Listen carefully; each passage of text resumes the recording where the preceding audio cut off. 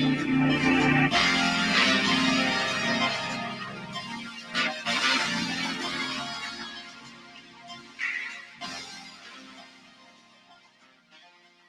and welcome to ADAPT, the state of the St. Johns River. I'm Brendan Rivers, the lead reporter for ADAPT from WJCT Public Media. ADAPT is our project focused on how climate change is affecting Northeast Florida and what's being done about it. You can sign up for our monthly ADAPT newsletter for in-depth original reporting and to find out about more events like this one. Sign up at adaptflorida.org. Tonight's program is co-presented by ADAPT, Jacksonville University, and the Jacksonville Environmental Protection Board. I want to go over a little bit of general housekeeping before we get started. Audience members, you will all be muted throughout the event, but if you have any questions for our panelists, you can type them out at any time in the chat window that should be on your screen, and please make sure to mark them as a question. We'll try to answer as many of those questions as possible before we wrap up tonight. You can also interact with each other in the chat window, but we will only be taking questions that have been marked as a question. And if your question is for a specific panelist, please be sure to include their name so I know who to pose the question to. Okay, so now I'd like to go ahead and welcome our panelists. First of all, I have Ann Colanisi. Ann is Jacksonville's first ever Chief Resilience Officer and has been tasked with preparing the city for the impacts of climate change. Before coming to Jacksonville, Ms. Colanisi served as the Coastal Resilience Manager for New Orleans, where she used nature-based solutions to defend against sea level rise and coastal land loss. She also served on the White House Council on Environmental Quality. Thanks for joining us tonight, Ms. Colanisi. Thanks for having me. We also have with us tonight Gordon White. He is the Executive Director of the Marine Science Research Institute at Jacksonville University. His current research focuses on how human activity is affecting the environment and the St. Johns River specifically. Thank you for joining us tonight, Dr. White. We also have Charles Garrison with us. Charles is the chair of the Water Committee of Jacksonville's Environmental Protection Board, and he's running for Jacksonville City Council at Large Group 5. Thank you for joining us, Mr. Garrison. Thank you. Appreciate it. And of course, we have the St. Johns River keeper, Lisa Reineman.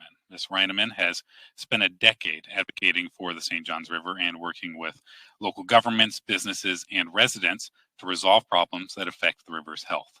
It's great to have you with us here tonight. Happy to be here. Thank you. All right, so let's go ahead and jump into things. Dr. White, you're the resident scientist this evening, so let's start with you. These reports are very comprehensive and detailed. We were talking earlier about how this is a thick stack of paper when you print this thing out. So could you try to briefly, as briefly as you can with a 370-page document, can you tell us some of the main findings of the 14th Annual State of the St. Johns River Report? Yeah, as we were talking earlier, when you say briefly, it really is hard. I literally have a class right now that we are going through the entire report, and it's taken us 15 weeks to do it. So, it's a bit of a deep dive as you look at it. This is the 14th year that the report has been done, and so we hope that it'll continue because it is following trends, and I think that's the important, perhaps, take-home lesson and part of this. The report itself highlights things that are improving, things that are not improving, things that are worsening. It also highlights how much we don't know about a lot of things. I think in today's society, people think they understand a lot more than sometimes we do. And so the report is sort of put together, I'll say, in the main areas, looking at aquatic life. And we'll talk more tonight, I think, about submerged aquatic vegetation and what that's done. It's been the news a lot because we're losing a record number of manatees, for instance. We've passed 1,000 now this year, which is really catastrophic for the population. It's a record number, right? Yeah, it's a record number, and it's due to excess nutrients, and the report certainly follows that. While nitrogen is getting better, phosphorus is not, and that causes an algae bloom, and that shades out the grass, and that means there's nothing for the manatees to eat. And so I think the report begins to weave together how connected all of these things really are. It also looks at contaminants, and that's where it really gets confusing to a lot of people because there's so many little buzzwords and so many things going on.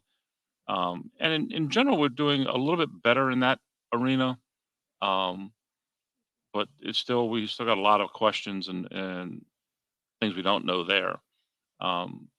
We also look at fisheries, And this may be the area that we know the least about in many respects, because frankly, there's been very little work done on the fisheries in the St. Johns River historically.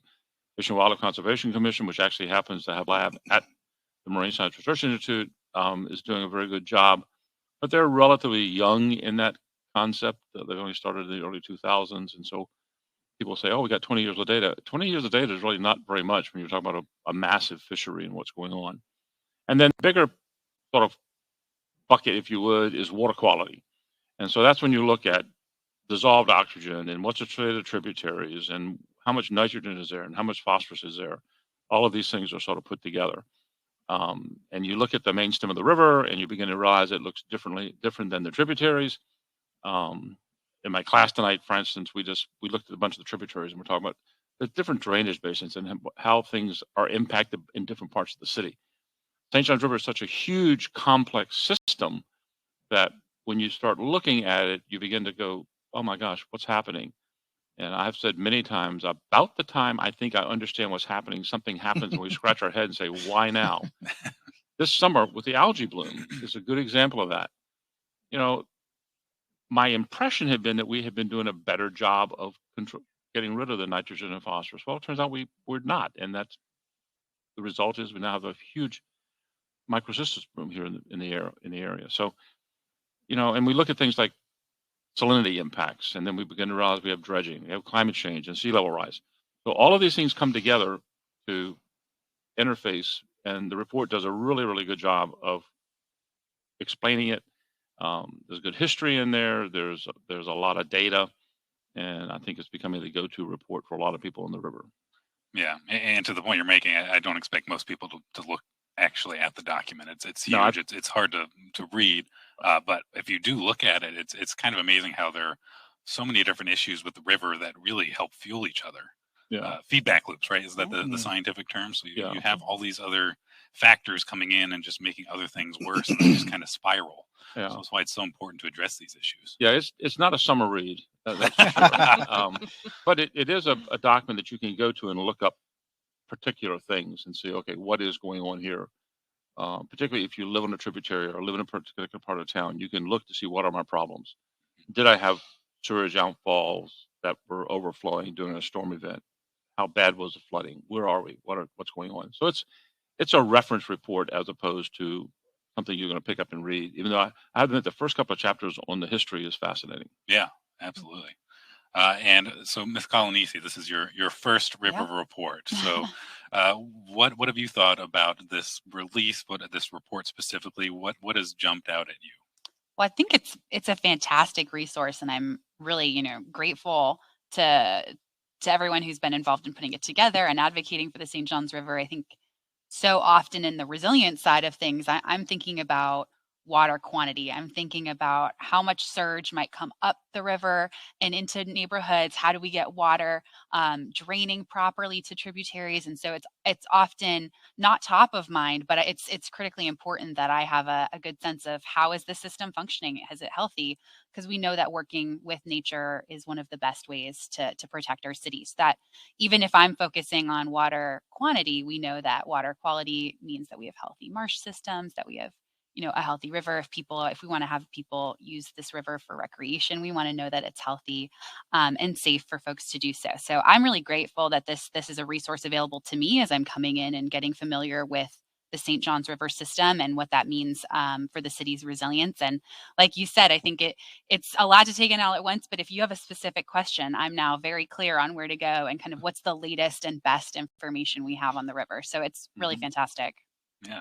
And Mr. Garrison, so you have been living on the First Coast for pretty much your whole life. Yeah. And this report does highlight several worrying trends, as Dr. White was pointing out. So as a native, what concerns you the most? Yeah, so growing up in the First Coast, I remember, swimming at, Kingsley Lake and Black Creek and fishing and boating up and down the river. But what worries me the most is the increasing pollution and the decreasing health and quality of the tributaries. Our greatest resource in this area is our waterways, or our waterways. And we are a river town. We are a beach town. We are a creek town. and we have to continue making our waterways the priority. And Ms. Reineman, what are your main takeaways from the new report, and what some of these new findings mean for you and your organization? Well, I think one of the fantastic features of this report is really demonstrated how everything's connected. That water quality and water quantity is very connected. For example, a more resilient river is it's a healthier river, and one of the reasons is you see more water quantity, and with sea level rise, more of the Atlantic Ocean coming in. You'll see then in the data, as the report shows, that salinity is continuing to increase. And sadly, when you start having more saltwater intrusion further upriver, then it decreases the river's ability to help protect our communities. And so the land use is important. That's evidenced with some of the new pollution sources we're seeing. I think the report this year that really captured my attention and concern is that it's evident that sea level rise and climate change is undermining some of the progress we've made that's been demonstrated in past reports.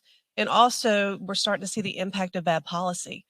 For example, the good news is we've seen a decrease in nitrogen. That's something that we, as St. John's Riverkeeper, have collectively worked with organizations across the lower St. John's. A couple of lawsuits that ended up well for the river, but also that led to decrease in nitrogen. But now we're seeing an increase in phosphorus, which is driving these blooms, just like the nitrogen that's still high in some of the tributaries. So I think it demonstrates that you have to look at the whole system. You have to look at good policy. You have to look at quantity, quality. You have to look at what's happening upstream. We can do everything right in Duval County, but if we're ignoring what's happening in the middle basin and the upper basin, then we're not going to ever get ahead. And we also have to look at how sea level rise is undermining the river's health. And that's very evident, I believe, in this report when you look at wetlands and grasses and salinity. Yeah. And Dr. White, as Ms. Reineman points out, every year it seems like climate change and sea level rise are just kind of making things more problematic.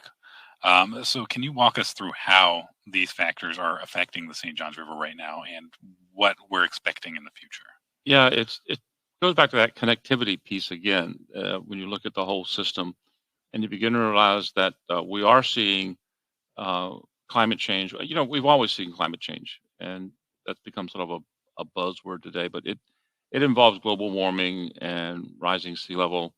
And so what we're seeing is a warming trend, which in fact impacts things like algae blooms, because one of the things that contributes to that is warm water. And so we've had warm water and it's persisted into the fall.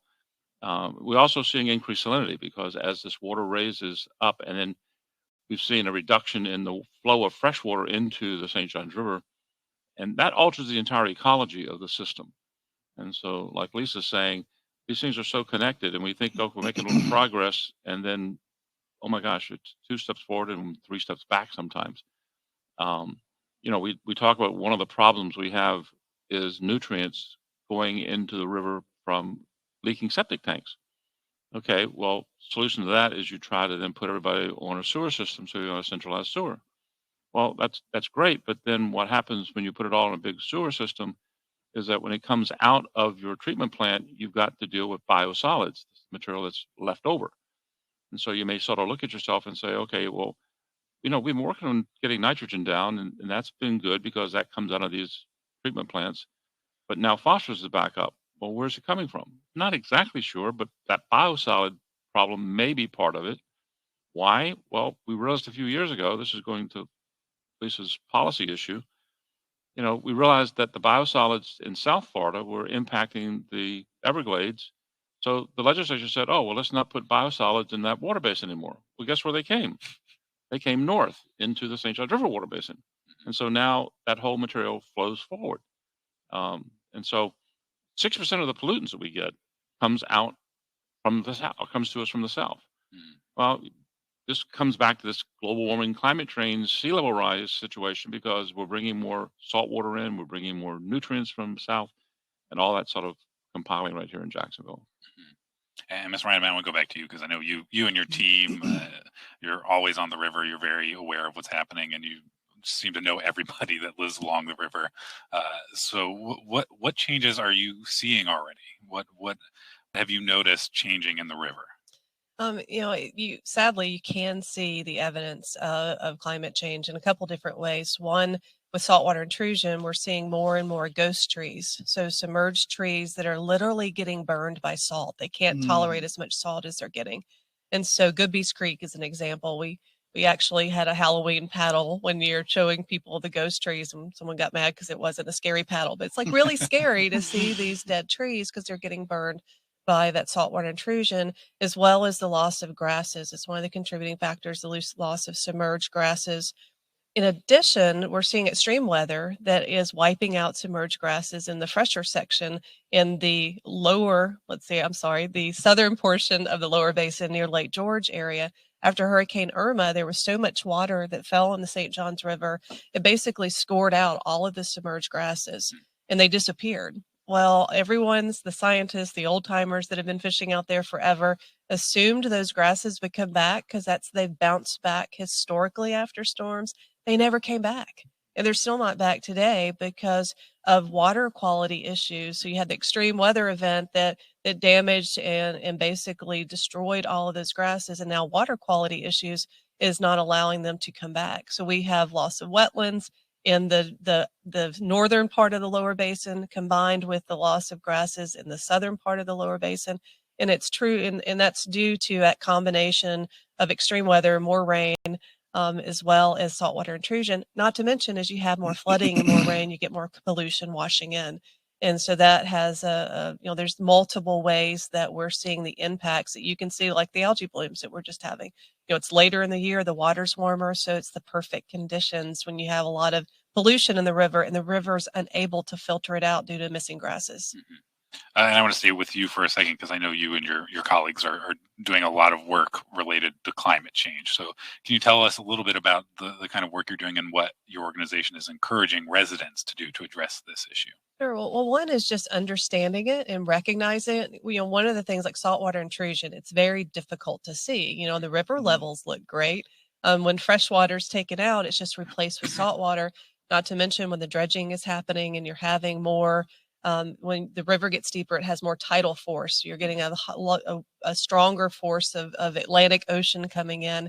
And so one is just people understanding it and recognizing what the impacts may be if they see trees, that are dying, letting us know, and then understand what they can do about it. There's some simple things that we need to do, like make sure that we're as resilient as we can be locally in our own yards, making sure if it's flood season, if you see sunny day flooding, you're keeping pollutants out of harm's way, but then also working together with coalitions to make sure we are working collectively to advocate for more resilient parks, looking for more resilient shorelines, working for green infrastructure, which I've heard you and speak to that in some of your many speeches you've done as you come on. So I think really looking at ways that we can protect our communities by fortifying our river is a great way to restore nature in a way that it can help restore our community and sustain us as a community. Mm-hmm. And Ms. Colonisi, so as Dr. White and Ms. Reinman point out, and Mr. Garrison pointed this out as well, the river is a huge asset in Jacksonville. It's kind of iconic. When people think of Jacksonville, they think of the St. Johns River, but at the same time, it does pose a lot of threats as well. So how does the St. Johns River factor into your planning and the city's planning when it comes to resilience? It's completely central. Like you said, this is one of our greatest points of risk, and also a huge asset that we want people to come to. We want people to interact with the river, use the river. And I think to Lisa's point, the more people can understand the environment with which they live in, the kind of more connected they feel and the more grounded. So that's certainly, we want to make sure that the river is healthy and a strong kind of community building force for the city. As far as resilience, we have a lot with the system this large, with as many tributaries as there are. We need different solutions for different sections of the river. So, if you're, down at what will be the future site of the landing, you need a bulkhead there, right? That's one of the fastest moving points. The river's making a turn. Any sort of natural or green infrastructure feature just would not be able to control the width of the river at that point. Along some of the tributaries, you can do a lot more with reclaiming some of the natural space, restoring the watersheds of those tributaries. So The McCoy's Creek project that the city's working on is a great example of that, trying to work with the river as best we can. We know that, I always say the best thing, better than having gray infrastructure or green infrastructure, is having both. So having redundancies built in, and I think the more that we can work with our natural system, the better. So even if you have a bulkhead, how are you also thinking of landscaping on the other side of that bulkhead, recognizing that during smaller storm events, there might still be some overtopping of that bulkhead. It doesn't have to be a big Irma storm for us to get a little bit of wash over, and recognizing that that water is more salty than ever before. How do you make sure you're putting in plants that are able to adapt, that have kind of the full range that we're seeing along the river, and can account for that variability? So I think there's a lot of ways that we can look at structural interventions on the river and natural interventions, all with the goal of having this river accessible, visible, but also safe for people.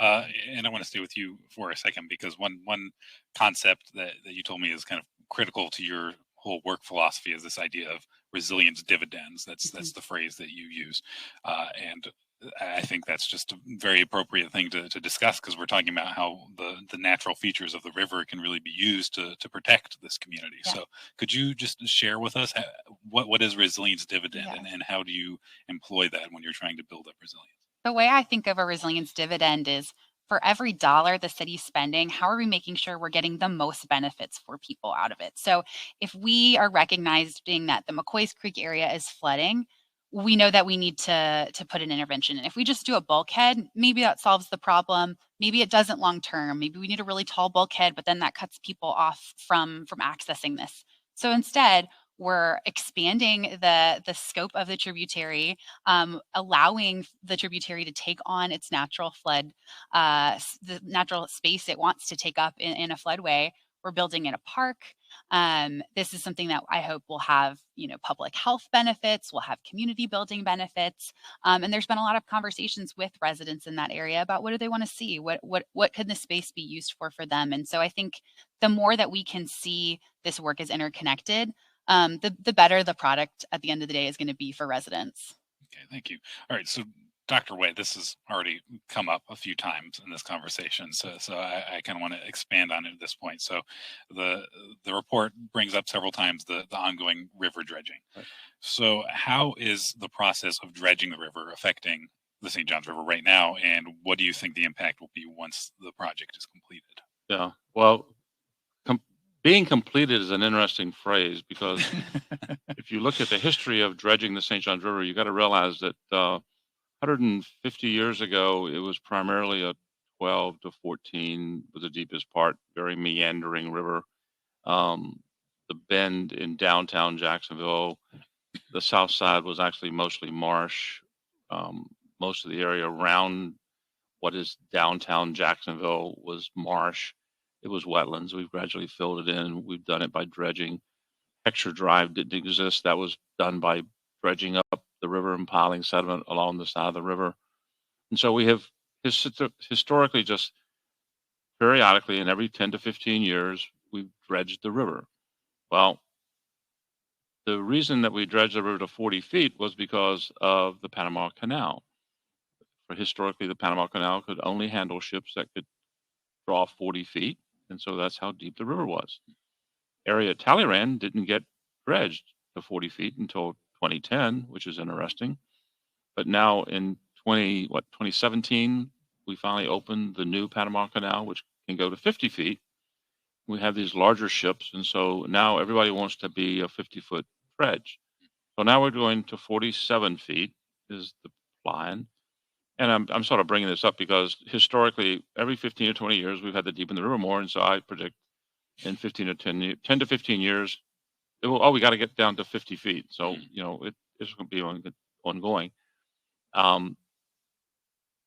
What happens is that as you deepen the river and straighten the river, and we have a long history of doing this, what you're doing is opening up the river to greater tidal flow, more salt water coming in.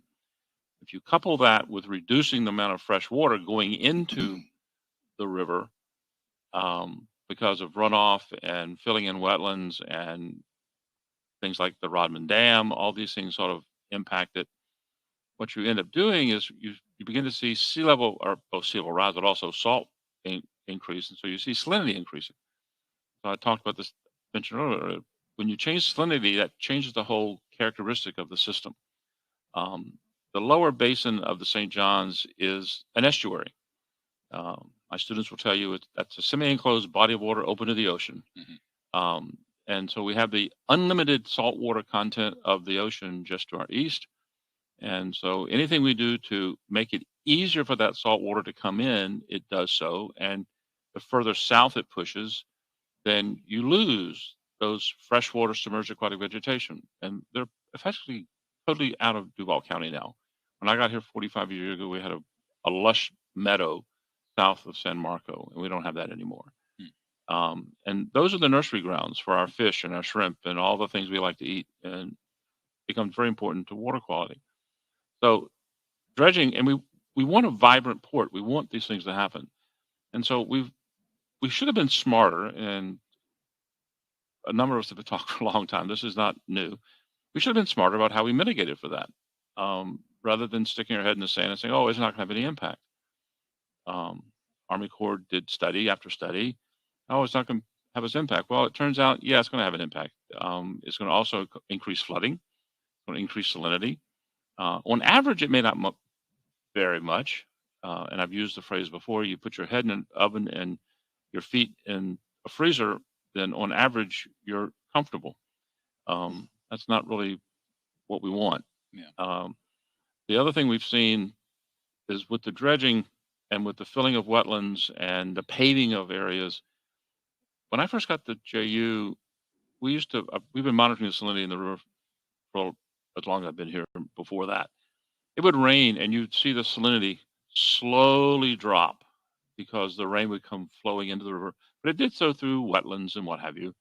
And then as the town grew and we got bigger and paved over more, then now when it rains, we see the salinity drop very quickly.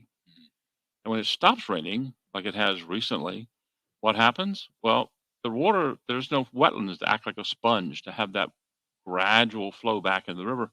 And so consequently, the salinity comes up quickly. Well, if you're a fish living in that environment and the salinity is changing on you all the time, it's hard. If you're an oyster, you may not survive. If you're a mussel, you may not survive. So things that are attached to the bottom may not be able to survive it. And so consequently, we're seeing a decrease in water quality. And all these things are related to salinity and how these things sort of interact. So it's complex and simple in the same way. But that's sort of where we are right now. And I believe I've heard as well that that process of dredging kind of stirs up nutrients and sediments that are on the floor and can also lead to algae blooms. Is that correct? A little bit. What's interesting there is that because of the scouring of the river, that is probably not as much true today as it was historically. We did a study a few years ago in which we did some coring and looked at what was being deposited. But because we have this fairly frequent dredging of the river, there's really not that much deposit there. Now, it is in the tributaries. But I'm a big advocate of actually going in and do what I call eco-restoration of our tributaries, in which we try to get the depth of those tributaries back to something like it was 50, 75 years ago, before all the sediment, all the leaf litter, everything else flowed into it and clogged them up. Yeah. Okay, Ms. Colonisi, so this dredging project has been a priority for the city of Jacksonville for a long time. Do you know, is the city doing anything to measure or document any impacts from the dredging? So the decision to dredge the river was before my time. Right, So well before your what I'll time. say is I'm coming in fresh eyes and kind of assessing the city's risk writ large. And so certainly kind of the deeper river is a reality that I'm working within. And I think there's a lot of new measurements that we're going to need as we conduct the city's resilience work. Some of that's going to be along the river.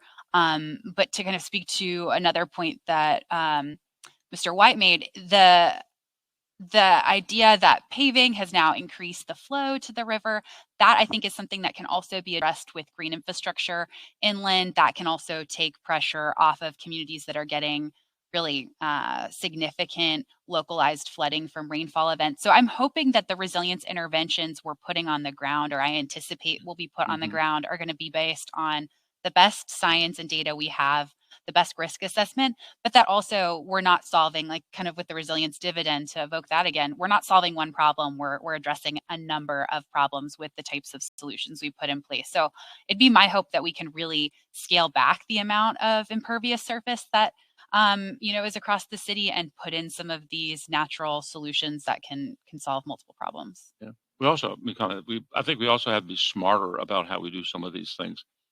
20, 30, 40 years ago, the idea was, okay, well, let's capture the first half inch of rainwater that runs off a parking lot. And so now you drive around your local big box store, you're going to find these big retention ponds. Well, those retention ponds are actually collecting pollutants. And in some ways, they're little tiny hazardous waste dumps. And so I hate to say it, our grandchildren will probably be asked to clean those up, much like we're being asked to clean up mistakes that got made 50, 100 years ago in Jacksonville with things like coal tar and things like that that are around the city.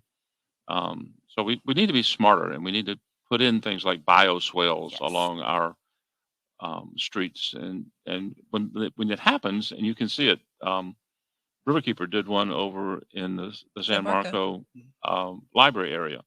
And it's a beautiful little addition, and it processed the water. When we built the Marine Science Research Institute at JU, we actually created a wetlands around it. Followed that for 3 years after we built it, and it did a fantastic job of removing the nutrients. And so we have a nice clean flow of water going into the river from that system. So we can be smarter about how we do things. And just to make sure our audience knows, when we're talking about impervious surfaces, we're talking about these hard surfaces that rain basically can't get through. So those are things like roads and sidewalks and things like that. And parking lots, houses, yeah, exactly. driveways. So lots of them in a city, as you can imagine. And bioswales, those are when you're driving by the road and you see these collection of plants and stuff by the roads, correct? And a little small depression. Like a little ditch. Yeah. And I can also say that the addition of bioswales and green infrastructure, that's something I'm personally very interested in seeing. It's kind of an ongoing conversation with our public works department. The idea that this needs to be baked into the standards of design that the city goes off of. And I also anticipate that a piece of the city's resilience work will be providing guidance to residents, to private developers, on innovative ways that they can capture and store water.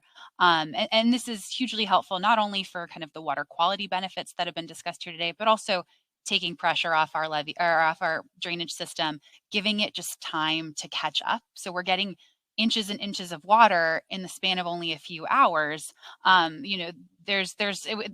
options are either widen all of our drainage pipes all over the city, which would be astronomically expensive and also probably only a stopgap, and or find ways to slow the flow of water, capture it on site, and prevent neighborhoods from being overwhelmed. So I think this is going to be hopefully a new kind of trajectory of where we're going, that we see these kind of green infrastructure features naturally, seamlessly incorporated into everything hopefully the city's doing, but also that we can, get the private sector and individual residents to get on board. I've commented too that a lot of times developers think that people want certain kind of product, and yet when they go to the trouble, and frankly, it's not even a whole lot more expensive, just simply a little design criteria. You've got to put in swales, maybe not put in curbing, limit the amount of sidewalk and things like that. People like it, and it sells very well. There are several developments here in Northeast Florida and South Georgia that are using that with very positive results. Mm-hmm. And I think these green infrastructure techniques we're talking about are really catching on in a lot of other cities. If you go to a lot of big metropolitan areas, you'll see this all over the place. So I want to go back to the dredging for just a little bit. So Mr. Garrison, you work for the Environmental Protection Board. So are you aware of anything that the city is doing to monitor or measure the impacts of the dredging? And is the city doing anything right now to help offset any of those impacts? Yeah, so as far as I am aware right now, there are no current projects in place to offset any impacts from the dredging. But part of the project does require monitoring for environmental impacts. And so if any impacts are noted, projects can definitely, can kick up from there easily. And the Environmental Quality Division, they are monitoring different parts of the river and tributaries already. And if asked to do further monitoring, I'm sure that they would definitely be more than ready to do so. And I know several members of the city council have said that they would support efforts to mitigate the impacts of the dredging. Is that something you would support as well? Are there any specific policies that? No, absolutely. I mean, so I will say, when elected, I definitely will, continue to support, the dredging process to a point. The health of the river must always remain a priority, and but that doesn't mean we can't take advantage of the economic benefits that come from it. So as Dr. White was saying, we have to do it smartly. Now, I right now don't have all the answers to that. That's why I would rely on experts like these, people right now. But yeah, I absolutely support it. But there's always a way that we can make it happen. Okay. And Ms. Reineman, I know this is an issue that you're very passionate about. So the Riverkeeper sued and lost trying to halt the dredging. So what kind of solutions are you looking to help offset the environmental impacts of the dredging? Well, sure. And this is an issue that, I've worked personally on for 10 years, and it was really about mitigation and doing it smarter. We truly believe that there was a way to offset the impact and have kind of your cake and eat it too. Unfortunately, that didn't come to fruition. And it wasn't that we were trying to stop the dredging. It was we were trying to get the Army Corps to say, look, these are significant impacts. And so the whole argument was over, are these insignificant or significant? And we believe that the fact that the dredging is increasing the rate, it's going to make the increasing the sea level rise impacts. And so we're going to accelerate the sea level rise impacts, as well as, even with their own records, say there'll be a 6 to 8 inch increase in water levels in some parts of Jacksonville. When you're in an area that's already flooding, it has antiquated infrastructure, in an area that's so low, I mean, the 6 to 8 inches, in our opinion, is significant. In addition, in high frequency storms in some parts of the community, they anticipate a 12% increase in storm surge. Again, that's very significant. We all saw that with Irma. And so what we did at St. John's Riverkeeper, once we were unable to compel the Army Corps to do true mitigation that would offset it, we really changed our conversation, focused on resiliency. All the things that we are working on as a community, from green infrastructure, looking at impervious surfaces, all these things that will help offset sea level rise impacts, will also help offset the impact of the dredging. Historic dredging in our community, data shows this has more than doubled the tide range. One of the more challenging things for us to target will be the saltwater intrusion piece. And that's one of the most important projects that we can all support within the lower St. Johns River, is the restoration of the Ocklawaha River, reuniting Silver Springs, the Ocklawaha, to the St. Johns, because that will add every single day more than 150 million gallons of fresh water that will help offset that saltwater wedge that's being driven in by the dredging that's happening as we speak. Yeah, and I'm glad you bring that up. So Dr. White, can you tell us a little bit more about how the Rodman Dam has impacted the St. Johns River, and can you expand on what Ms. Reineman was describing as how would this potentially be a solution to the impacts we're seeing from the dredging? Yeah, well, to give you a little bit of history, it turns out it goes way back to the early days of Florida, if you would, that when they realized that they had this huge peninsula, they started looking at ways to cross it easily. And then post-World War I and then World War II, in order to improve transportation and protect shipping, the idea of building a cross-Florida barge canal sort of came to be. And in the 60s, they began actually constructing this dam. And this was all part of I'll say, worldwide effort because of engineering and construction to build dams. And they're all over the place. And they've been out there 50, 60, 70 years now. And in doing so, what they did was they put a dam across the largest tributary that feeds water into the St. Johns River. They flooded and impacted about 15,000 acres of wetlands, and impacted the ability of those wetlands to treat the water as it flowed into the river. Well, when you create a body of water like that, one of the things that happens is evaporation. And so historically, we probably have something in the order of about 40% less water flowing into the St. Johns River from the Ocklawaha than we had prior to the dam being constructed. Richard Nixon in 1972 stopped the dam from being, or the cross-fault barge canal from being built. As they had built the reservoir, or what do you want to call it, a pond, or it's not really a reservoir because it's not used for drinking water, but what they did was they ran this pressure crawler through there and just basically ground up the trees and rolled over them. And because of the way the dam works right now, nutrients actually build up on the other side of the dam. And so every 3 or 4 years, to control plant life, they have to lower it. When they do, you begin to see all these old stumps and all these old trees that were there. And it's interesting because it's just in the few months that it takes for them to lower the dam or lower the water level down and let it sit for a few weeks or months, they start to grow back up. I mean, it's amazing how quickly it'll respond. Well, what that has done is reduce the amount of fresh water going into the St. Johns River. And so when we talk about this balancing act between the ocean and the freshwater input, I think breaching the dam, which is now called the Kirkpatrick Dam, which was a political move named after George Kirkpatrick.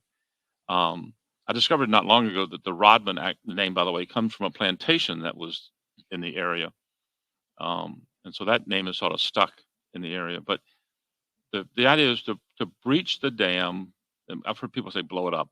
We don't want to blow it up. We'll do this just like they do now. They want to be very controlled, lowering it, breach it, allow those wetlands to be restored. There are about 20 springs, there may be more, that are now being suppressed because of the water pressure on them. They would continue to flow. We'd have a much larger freshwater flow coming into the St. Johns River, which would offset some of the impact of the dredging. Okay, Miss Ryan, I want to talk about algae blooms a little bit. We talked about it a little earlier, but tell us about this current rash that we're starting to see right now, and what's causing these blooms. So the algae blooms is the symptom, and nutrient pollution is the cause. And just talking about the health impacts first, the algae blooms that we have witnessed in Duval County, as well as south of here, the last month or so, have been some of the most toxic that we've seen on record. And so they can be very dangerous to human health, but also they make our river unusable. So it's bad for our economy.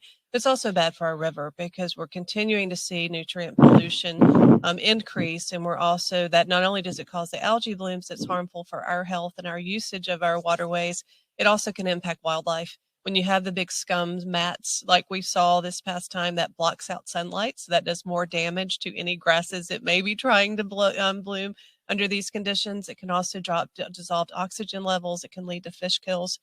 And one of the things that we believe this bloom is a direct result from is the transfer of South Florida's sewage sludge. It's known as biosolids. That's the marketing word.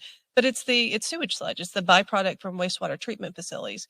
In the state of Florida, we're playing whack-a-mole with our human waste, and we're spending millions of dollars to take people off septic tank and put them on sewer to prevent algae blooms, which we need to do, that we need to continue. And I want to thank the city for investing dollars in getting people off septic tanks. But if we're putting them into wastewater treatment facilities and then we're just relocating, if we're just disposing the sludge that has all the nutrient pollution, heavy metals, and other pathogens and things to agricultural land that's running off, we're just, moving it around. And so we have to have sustainable policies at the local and state level to really manage our growing volume of human waste. Because we're growing at 1,000 people a day. If we don't have it right now, it's not going to get better. We also have to take personal responsibility with fertilizer use. There's a lot of urban runoff in our stormwater systems, stormwater improvements that we need to make in our urban areas, verified practices in our agriculture areas. There's not one silver bullet. We need to really make sure we're getting our arms around solution, but we definitely shouldn't allow someone else's waste to be transported into our watershed. And that's what's happening in the state of Florida right now. Mm-hmm. And Dr. White, as Ms. Ryanman points out, the main cause of these is nutrient pollution, but climate change can also play a role in the proliferation of algae blooms. Can you explain how that can contribute to this issue as well? Well, this is, again, one of these complex issues that climate change is probably to some extent caused by human activity. And so we start looking at what's happening with the algae blooms in the river and the nutrient running off. This is where we start looking at, okay, all the things we've done historically, where we've dredged, we've paved, we've filled wetlands because that's what people wanted to use their property for. We didn't fully understand the importance of those wetlands when they were being filled in. We thought they were wastelands. And so historically, we've not paid attention to those kind of details. And so consequently, we have warmer water with more nutrients that leads to these algae blooms. And so it all, again, sort of ties back together. And Mr. Garrison, just Yeah. tell us a little bit about how the Environmental Protection Board operates and how the city tries to curb the kind of pollution that we're talking about. Yeah, so the Environmental Protection Board, EPB, has been around some form or fashion since 1973, and we are the regulatory authority for environmental issues within Duval County. And our main areas of focus is air quality, water quality, noise, and odors. We're also a rulemaking body. And so there are two rules that really relate to water and water quality. So Rule 3 is water pollution. Rule 8 is groundwater resource management. And so with Rule 3, we've established standards and rules around different things like erosion sediment control and wastewater transmission collection systems. And actually right now we are undergoing working with the mayor's office for approval to undergo rulemaking with Rule 3. And so what we want to do with Rule 3, the changes we want to make will actually reduce sanitary sewer overflows. And the reason why we have to go to the mayor's office is anytime we want to take on rulemaking that goes above and beyond FDEP or EPA rules, we have to get permission from the mayor's office. So, and if you want to put in a good word for us, that'd be fantastic. We appreciate that. But lastly, as Lisa was kind of touching on, we're trying to work. A big part of what we do, especially we have an environmental trust fund, is through education, educating the citizens and residents about utilizing the right fertilizer, utilizing too much fertilizer, changing the oil in their driveway, washing the car. All that stuff goes into the river. So I mean, we do a lot, but we are most on the back end. Unfortunately, we're there to to cause to fines and different things of that nature. But we're doing our best to through the rulemaking to be preventative also.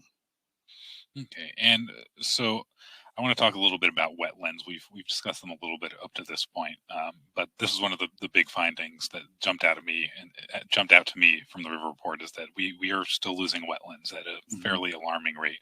So, Ms. Reineman, can you tell us why wetlands are so important to the river's health and why people should care about the fact that we're losing them? Sure. I mean, wetlands are critical to not only the river's health, but also our community's health. They are the kidneys of the river and of our tributaries. They're the filters that filter out the unfortunate pollution that's going in, but they also act as sponges. So they provide important flood control, and they're important habitat. We have so many great recreationally and commercially fished species, and that's their habitat. And so when we're losing wetlands at the alarming rate, even if they're mitigated somewhere else, we're losing all those services that they provide our community, and it's very difficult to get them back. And so it's something that, again, there's not a silver bullet to help offset those impacts. We need to do everything we can to protect and preserve the wetlands we still have. So looking at zoning codes, looking at things we can do to protect our wetlands. We're fortunate to have wetlands on our headwaters of our tributaries, especially if we can focus on doing everything we can to protect the ones we have and also restore wetlands that have been lost.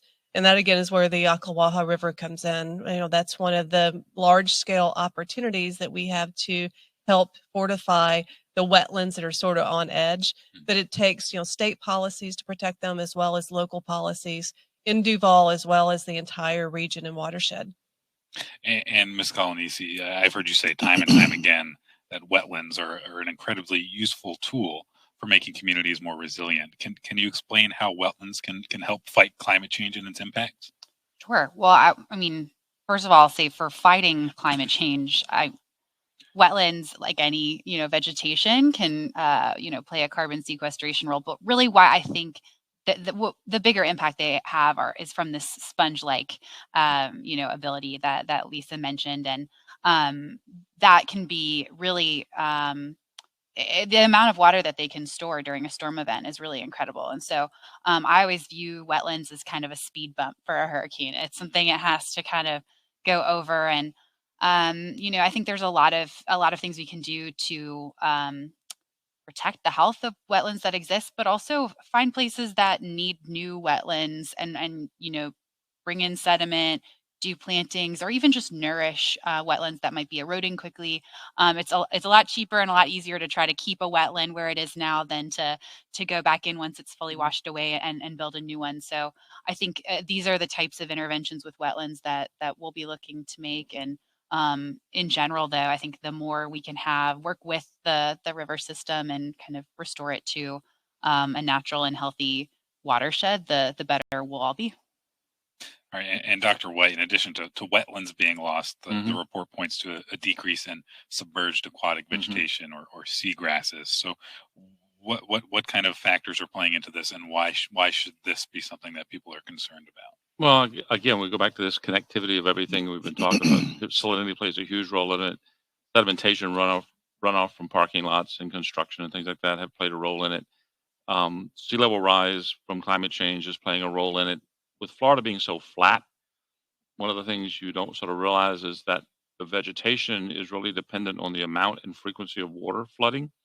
And so we're flooding, you raise it a few inches. I mean, it's only 2 or 3 inches. Yeah, but that may in fact impact acres and acres and acres of land because we're so flat.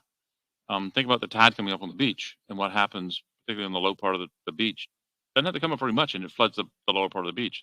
So we're going to see these changes over time. And the submerged aquatic vegetation are the energy that make this whole thing work.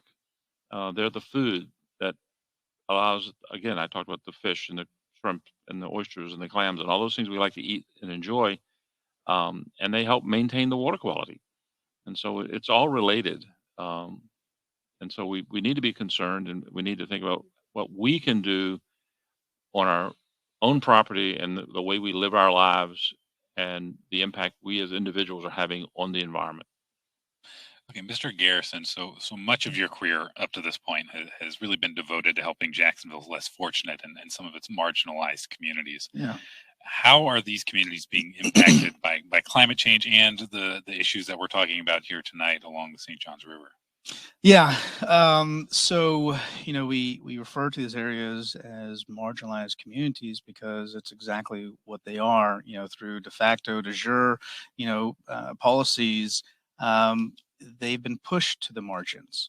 And, this is not a criticism of anyone at this table, but, I think there's room for, next year's report to really kind of talk on equity and talk on marginalized communities and the impact that climate change and, everything, all the waterways they have on these communities.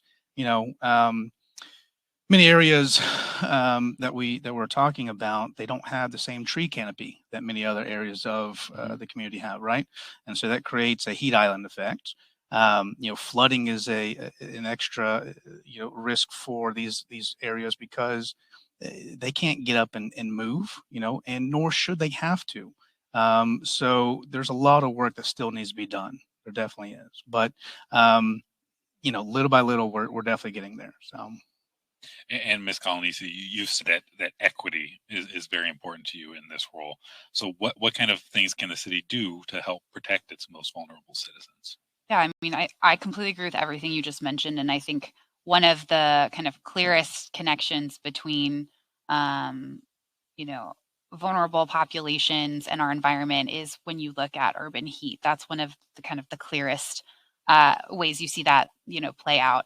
If you look at what communities were historically redlined, due to race primarily, and you overlay that with a heat map, you'll see that those are the same areas that have a reduced tree canopy and very high heat. And obviously that has impacts not only on the aesthetic of your neighborhood, but truly your health. And so I think a lot of the city's resilience work going forward is going to try to layer, what does our environment need objectively, scientifically? What are the social factors we're seeing on top of that? And really using a cohesive index to figure out who is vulnerable and where does the city need to prioritize new projects, new investment, whether it's planting trees, whether it's pump stations or flood remediation or any of these other kind of suite of environmental related interventions we have.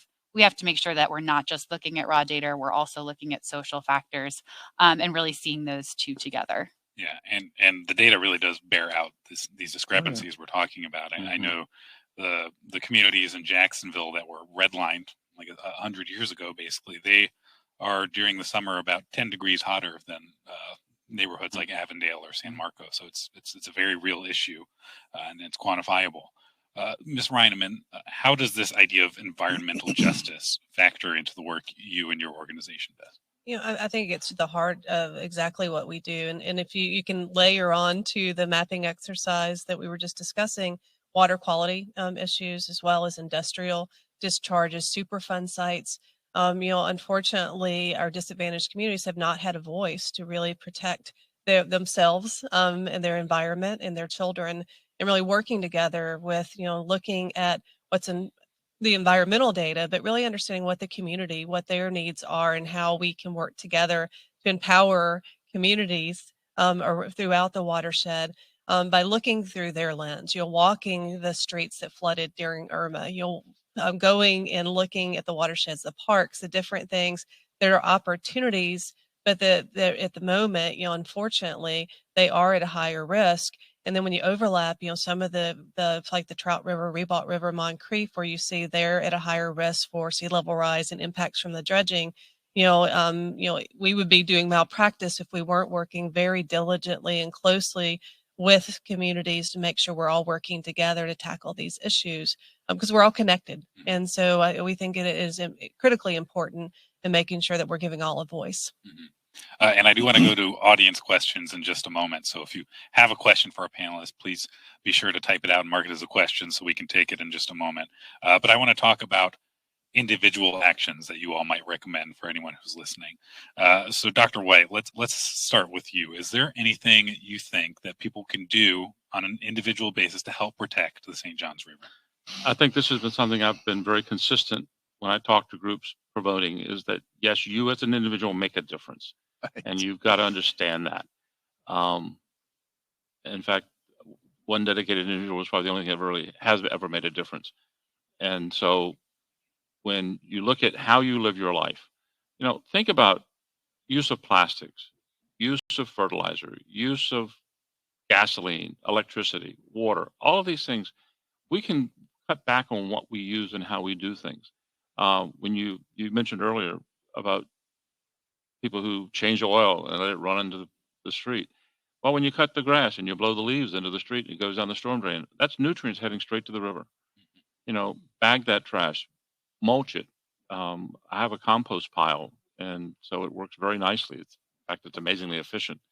And I've done little tiny things, and I use myself as an example. My wife and I, go to a restaurant, we turn down straws. It sounds like a really small thing, but my gosh, over the last year, we probably thousands of little straws that we haven't used. Yeah. And I've got a real sensitivity now to single-use plastics. Take your cloth bag into the grocery store. You don't have to have a bunch of plastic bags you're going to use one time and throw away. So think about what you do. If you've got a home and you got a yard and you're anywhere near the river, or even you're not near the river, think about having a river-friendly yard. You can search that word, look at the St. Johns Riverkeeper website. There are all kinds of suggestions. You can look at the fertilizer you use. I mean, I hate to say it, we keep going on and on and on about the things you as an individual can do, won't cost you more money, may save you money, won't impact your quality of life at all, and yet will improve the situation for everybody else. And Mr. Garrison, I think you're the only one at this table who's lived around this area for your whole life. So Are there any stories that come to mind? Have you seen some individuals make a difference when it comes to the health of the St. John's? Yeah. So first off, everyone at this table has made a difference. Everyone watching is making a difference, right? And so I think we get too focused at times of hitting a home run and not just getting on base, right? And to me, I think it's the little things that move the needle a little bit here, a little bit there. They all add up and make the real change, long-lasting change, And um, you know, you were asking, what people can do, right? And I would say is, volunteer, become active, or if you're crazy enough like me, run for office. Okay. Lord knows I can, hardly, pronounce half the scientific terms in here, let alone spell them. But I have a passion for the environment. I have a passion for the city, and that's all it takes. That's all it takes. And so just get out there and do something. All right, Ms. Ryan, let's go to you. What opportunity does your organization offer for people? So one is, how to become river friendly. I think it works in 3 buckets. We all need to have our personal responsibility. So we have an entire training program for how to be river friendly at your home with all the things that Dr. White mentioned, how to be river friendly with your boat in your river friendly marinas, how to conserve water. The St. John's is a spring fed river. So when we conserve water, so there's a whole laundry list of ways, even when you're changing your oil, how to be more river friendly. So we ask everyone to take a personal responsibility. And second, we ask everyone that we hold elected officials accountable. Even if we all do 100% river friendly practices, we have to have good policies that will impact, at the local level, state level, federal level. So advocating for these policies. And if you don't want to understand the science, find an organization you trust. We hope it's us, St. John's River Keeper, but go to the River Report. Figure out these things, look for ideas on how we can, have more sustainable policies. The third thing I think is so important is we have to raise good stewards. Our kids, our grandkids are our future of environmentalists. They're the future leaders of this community. And that's why we dedicate a full team of, focus on, educating children and how not only can they be so proud of all of these waterways that, weave through our communities, but what they can do at their very young age to be a good steward and working with kids. I think if we do all of those 3 things, we can all make a huge difference. Right now, one of the most important things people can do is help us restore the Ocklawaha River.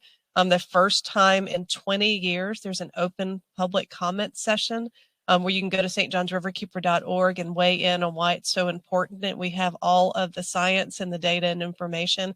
And the deadline is 5 o'clock on Friday, October 22nd. So we ask everyone to help us make, not only, restore the free-flowing Ocklawaha, but actually fortify the lower St. Johns River estuary from Willatka, Palatka to Jacksonville. Talk about resiliency dividend. It's one of the most large-scale important projects that we have available. So we can all make history if folks will weigh in on their survey this week, as well as then help us when it goes to the legislature next year. Yeah, that's something you can do as soon as this event's over. Exactly, exactly. All right, and Ms. Colonisi, what kind of actions do you recommend for individuals, and what resources and opportunities are available for people who want to take action alongside the city? Yeah, I mean, I think folks up here, had great suggestions, and I was looking around seeing, Lisa brought her reusable mug, and we're all, we're using single-use plastic. So, even people who really care about this, I'll reuse this, by the way. We can all always do better. And so I think any process where you self-reflect and you think, what in my day-to-day routine can I change? I think your property is a really crucial place that you can start if you want to take an individual action. Things like rain gardens, adding a rain barrel, anything that can slow the flow of water to the river. Makes sure it gets filtered through some sort of vegetation before it gets to the river. That can help with the nutrient issues that we've heard about.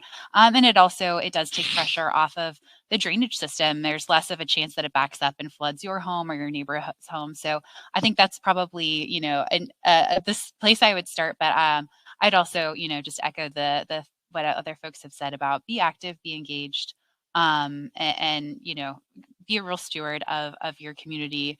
And in whatever way you do that, there will be ties somehow, either direct or indirect, to the river. So this is really all interconnected. All right. Well, we are a little after 8 now, so I want to make sure we get some questions from our audience in. So we've got a few right now. So Brian is wondering if the city is looking at any remediation projects to address these issues of tributaries and contamination in the tributaries. So Mr. Garrison, I think you might be the person to field this question. So I personally don't know of any that, especially through the EPB, that I'm funding or that we're funding through our trust fund. But, I'm sure if there are, James Richardson, the administrator, he'll tell me and say, don't ever talk in front of a camera again. Personally, I don't know of any. I mentioned the trust fund a few times. Right now, we have roughly about $360,000 or so in that trust fund. And, as I was saying, as a regulatory authority, when people are not doing what they need to be doing, ultimately they get assessed fines, and those fines feed into that trust fund. And there's a pretty wide range of things that we can do with that money. And so I'd say is if people have ideas, vet it through the Riverkeeper, through these different organizations, bring it to us. And if it is the right thing, that's something that we could definitely support. Okay, and I would bet that Mr. Richardson is listening. Oh, yeah. So James, if you're listening and you know the answer to that question, you can type it out. I'll just add one thing to that, which is I also don't know of any projects that are singularly looking at contamination, but the tributaries are going to be a main focus of the city's resilience work. I mean, so many people live in and around the different tributaries of the St. Johns River. So any type of project where we're looking to restore the natural floodway of a tributary, certainly we're going to have to factor in how that area is contaminated and what sort of remediation would be needed to bring it up to a safe level to have as a kind of public park or a public space. So, I think it might not be the primary entry point, though. We're gonna go solve all the contamination, but certainly if you're putting a project on the ground and you're calling it resilient, you can't be ignoring large scale contamination. So I think that'll be a piece of this conversation going forward. All right. Yeah. I'd quickly mention you got groundwork doing the work on McCoy's Creek and Hogan's Creek and the Emerald Trail. Yeah. And that's a huge attempt to understand or to remediate some of the historic problems we've created there. That's a good So point. yeah, I think that's the one that jumps to mind. Yeah. And I'm not sure EPB's funding, but the city certainly has put money into that. Yeah. And I would just add, we need to stop pollution at source, continue to prevent additional pollution. We are actually working on a Clean Water Act initiative with the Public Trust for the Environment to look at industrial permits. And, it's alarming how many are out of compliance, especially in areas that are already having, these issues with contaminants. And so I think we have to prevent any additional contamination as well as addressing what we have. And it's not going to be an easy fix. It's going to be something we have to tackle from every perspective. Yeah. And you probably see this side of thing as a very hard thing to monitor and enforce, correct? Yeah, I mean, it's the short answer is yes. I mean, there's a lot of other things that, we have limited dollars, we have limited staff, right? And so, I mean, we're pulled in all different directions. And I say we, meaning the Environmental Quality Division. But I mean, they do their best work. And, if they're tasked with anything else, I know that they'll continue to do it. But yeah, it's not easy. So. And if I could just add back to a previous question about what people can do, and you just brought up with the limited staff and inspectors, we need eyes and ears all throughout the tributaries and the communities and on the river, because, we're only so many people as well as the teams through all the different agencies in the city. If you see stuff out there that looks wrong, if you see, a construction site that has a lot of dirt running into a tributary, luckily a lot of people do call those in. But, we just need the people, if they see anything that looks wrong with it whether it's some sort of pollution or maybe you don't really know. We even get calls of people, putting their neighbors or putting their grass clippings down the storm drains, but all that adds up. And so if people report and engage, that helps us come together as a community by keeping an eye on these natural systems that we all care so much about. And where can people find the contact information to report these kinds of things? So from both of you, if you want to. 630 City, that's the easiest. And they can also go the MyJax website. We need that data. So even if you've done it 3 times before, 10 times before, 100 times before, keep doing it. Squeaky wheel gets the grease, right? So I 630 City is the easiest way to do it. And we also have a where to report page at our website at stjohnsriverkeeper.org. Because not every issue is the city. Sometimes it may be a state issue with the Department of Environmental Protection or the Water Management District. And so we have that information at our website, and can also make reports for people that may not want to get involved. But if we, again, any information we can all use to be more aware of what needs to be done helps things get done. All right, let's take another question. We have Miguel, who asked if there are any plans to incorporate stormwater management and recreation. So I think, Anne, this is probably a question for you. Yeah, and I'll keep it short because I feel like we've talked about this a lot already. Absolutely. I think the more we can align our flood mitigation efforts with creating public spaces that people want to use, the better. McCoy's Creek, Hogan's Creek are great examples of where we're at right now and projects we're currently looking to undertake, but I absolutely expect that to be something that we expand upon. I mean, infrastructure done right can be a place-making opportunity. Absolutely. So, absolutely. I mean, Well said. Yeah. Okay, we have a question from Andrew. Andrew wonders if the new plans approved for the former landing site are going to improve or detract from the river's ecology. So, Dr. White, I don't know if this is something that you would be able to field. I'm not sure how to answer that question because I think those plans are still developing. So I would defer that to some future question. I've future Dr. White. I can speak to that. So I've, working with the planning team and can confidently say it will improve. I mean, a lot of the things that we've talked about today, I mean, certainly this is a part of the river that needs a strong bulkhead. So that element will remain in place at the site. But then we're really thinking about what kind of landscaping goes on top of that, recognizing that bulkhead might have some splashing overtopping during storm events. So again, putting in vegetation that can accommodate that, aware that any during a storm event, water might also be coming down the hill from downtown. And so how are we putting in vegetation that can clean and absorb that water before it gets to the river? So I really only see the new development of that site into a park space to really enhance the ecology. Good. Yep. All right, it looks like we have another question from Miguel, assuming it's the same Miguel. Miguel asks what the panel's opinion is on the Department of Environmental Protection's adoption of the 404 permitting program, which I am not familiar with. Oh, I'm happy to speak to that. Yeah. We are adamantly opposed to the delegation. The 404 permitting process was before December of 2020, was actually a federal program. And so there was a whole host of federal protections under the Clean Water Act that came along with that permitting process.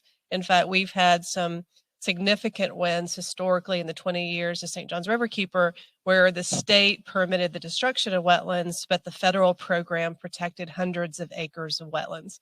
And so we feel that that's lost when that was delegated to the state. In fact, developers called it the Holy Grail, that all of a sudden, this was a state program.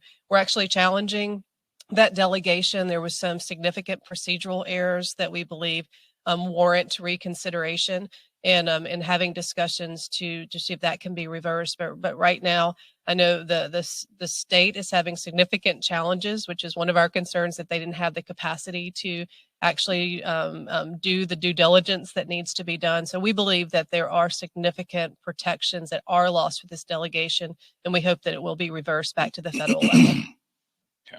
Yeah, I think I remember reading about this now. This happened under the Trump administration. It was in the in December of 2020, and that's what there were some shortcuts made that are in law that are they're procedural, but it helps take a closer look. And there's some safeguards that due to those procedural errors that were not done. So that conversation is ongoing. Okay. Anyone else want to add anything on that? No? Okay. Well, that looks like all the questions we have right now from our audience, and we still have a few minutes left. So let me go back to some questions I was going to ask that I skipped to make sure we got some of these questions. So let's talk about PFAS. So, Dr. White, this year's report and the last year's report too included a section specifically about PFAS. So can you tell us what they are, why they're of concern, and what we're seeing at this point locally? Okay. The River Report started a few years ago with what they called emerging concerns or emerging contaminants. And I'm beginning like this emerging concerns a little bit, and I'm going to take your idea of the justice back to Dr. Jerry Pinto, who headed up the river report. PFAS is something called polyfluoroalkyl substances, PFAS. A lot of people understand polychlorinated are compounds, which are your herbicides and pesticides. This is one of these, this particular chemical is now being referred to as the forever chemical. It's like microplastics, which was brought up in the river report last year. It's one of those things that's out there all the time. It gets used on textiles as a flame retardant. And there's a whole family of things. This is not just a chemical. And it's also been used as a waterproofing. It was contained in something called firefighting foam, which is horrible. I hate to say it. The firemen love it because it smothers the fire. It's environmentally it's a terrible thing. This chemical is extremely persistent, and we don't fully understand what it might be doing long term. And so I think this is where we sort of begin to raise the red flag and say, we need to watch this. It may be like plastic. Nobody really realized the significance of plastic and microplastics until more recently. And now we begin to realize that we're all sort of infected with it, for lack of a better term. So. Yeah, because it's not called the forever chemical just because it lasts so long in the environment. It also gets into our bodies, and you've got it in your body. Part of this has to do with our ability to analyze for these things. And we have a very good understanding, for instance, of toxicity of mercury and lead. Well, we didn't always understand that. And you look at the historical levels that we thought was permissible. Well, they've tracked our ability to detect them. And so the PFAS stuff is the same sort of thing. Now that we have the ability to detect very small levels, we begin to realize, gosh, this stuff really is everywhere, and it's permeating our environment. What's it really doing to us? We don't know. Mm-hmm. Yeah, it's kind of scary. Ms. Reineman, is this something that you've been keeping an eye on as well? Most definitely. So this got on our radar as a growing threat as part of our work for the last 3 years on biosolids, which I call sewage sludge because biosolids is the marketing term. But, one of the things that biosolids or sewage sludge is is a source of PFAS. And a lot of people think of sewage sludge as just human waste, but they don't realize that there's a lot of commingling in our wastewater treatment facilities of human waste, but also industrial waste. The leachate or the ick that comes out of the bottom of our landfills. And so you have a lot of these forever chemicals, and the way the chemistry is, they adhere to the sludge. And so we're seeing reports of high levels of these forever chemicals in sewage sludge that is now, we have South Florida importing 89,000 tons of their sewage sludge from South Florida into the headwaters of the St. Johns.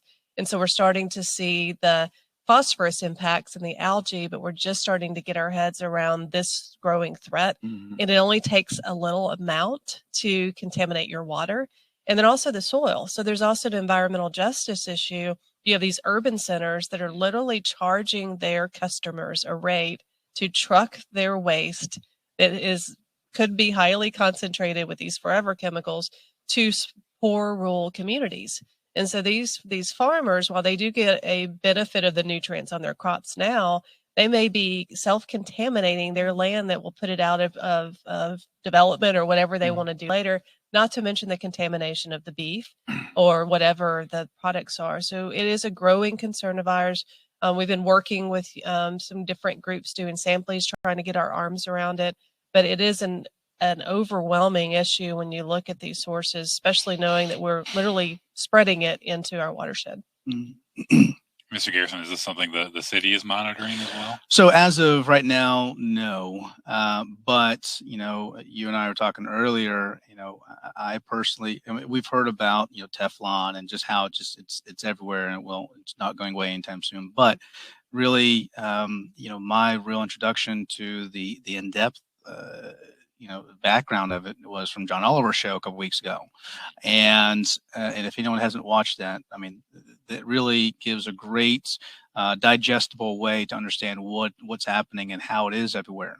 And so, I definitely can see this will be a conversation at the Water Committee on the EPB will be having in the future and potentially looking at for future rulemaking.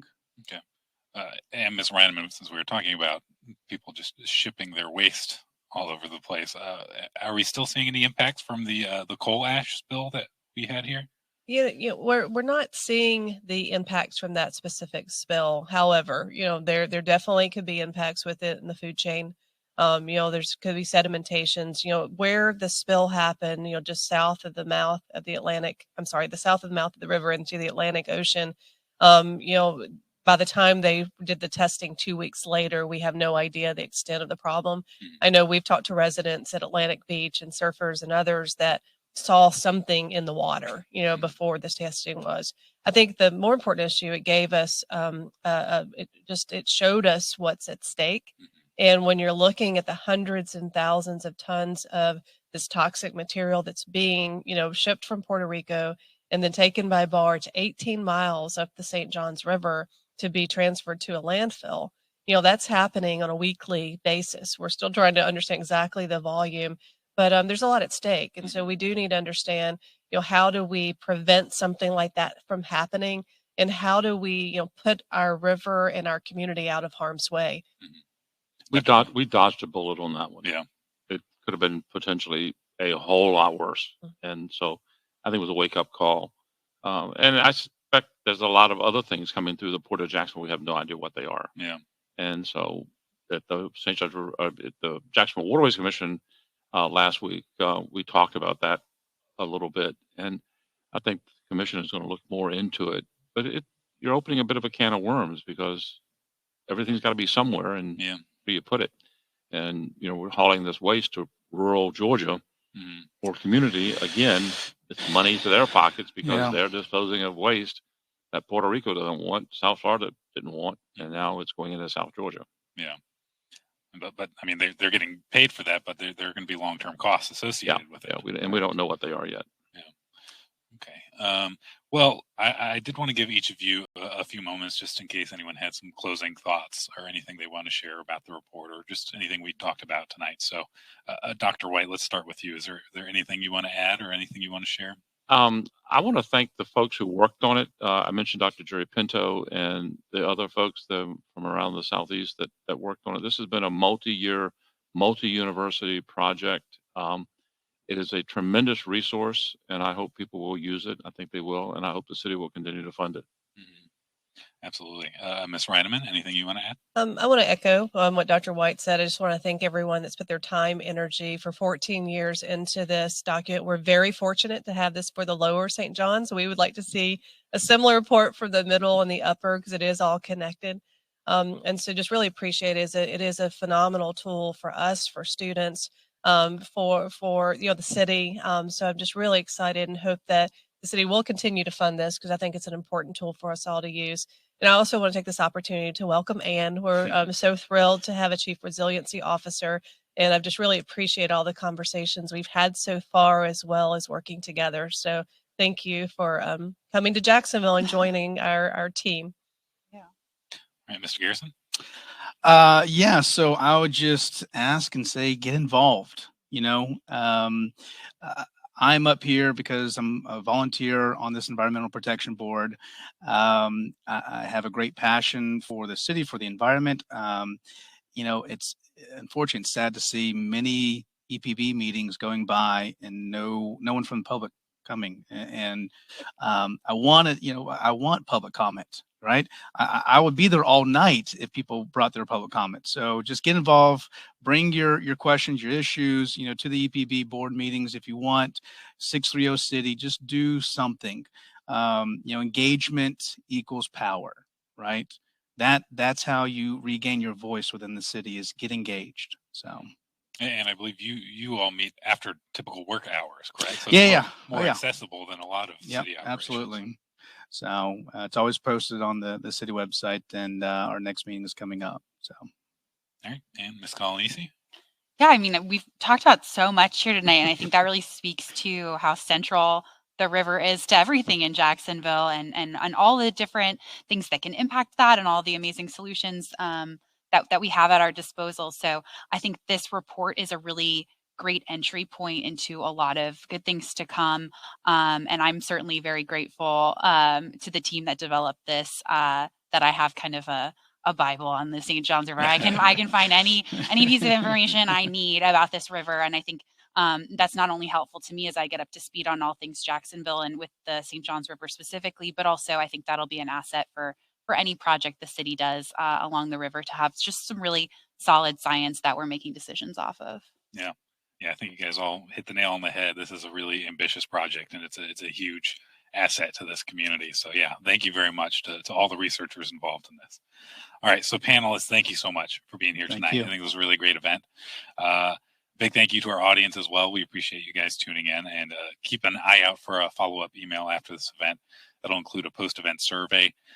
So please fill that out when you have time. And if you want to know more about future events like this, you can go to adaptflorida.org and subscribe to the newsletter. And that way you'll be the first to get new in-depth original reporting that I and some of my colleagues are producing on a regular basis. And we'll also let you know about upcoming events. So again, adaptflorida.org. Financial support for ADAPT comes from our readers and listeners, so people just like you, with additional support from the Arthur Vining Davis Foundations and the 2040 Foundation.